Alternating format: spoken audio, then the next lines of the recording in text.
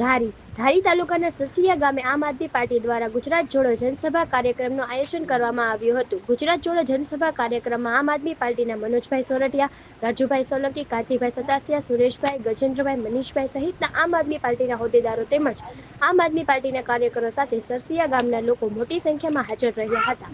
આમ આદમી પાર્ટી દ્વારા આ કાર્યક્રમ આમ આદમી પાર્ટીના હોદ્દેદારો દ્વારા પાર્ટીમાં જોડાવા ઈચ્છુક લોકોને ખેસ પહેરાવીને વિશેષ સ્વાગત કરવામાં આવ્યું હતું। આમ પાર્ટીના મનોજભાઈ સોરઠિયાએ આવનાર ચૂંટણીમાં આમ આદમી પાર્ટી ખૂબ જ મોટી સંખ્યામાં સીટો જીતીને બતાવશે એવો હુંકાર પણ કર્યો હતો અને આ આમ આદમી પાર્ટીના કાર્યક્રમને સફળતાપૂર્વક પૂર્ણ કરવામાં આવ્યો હતો। રિપોર્ટર હુસેનભાઈ સંઘાર, ધારી।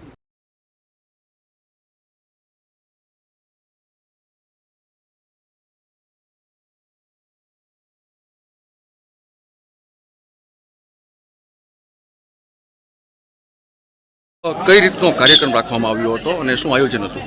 આજે ધારી તાલુકામાં આમ આદમી પાર્ટીનું ગુજરાત જોડો સભાનું આયોજન ગામમાં કરવામાં આવ્યું હતું અને મોટી સંખ્યામાં આમ આદમી પાર્ટીના કાર્યકર્તાઓની ઉપસ્થિતિમાં, લોકોની ઉપસ્થિતિમાં કેટલાક લોકો આજે આમ આદમી પાર્ટી સાથે રાજકીય સામાજિક આગેવાનો જોડાયા છે।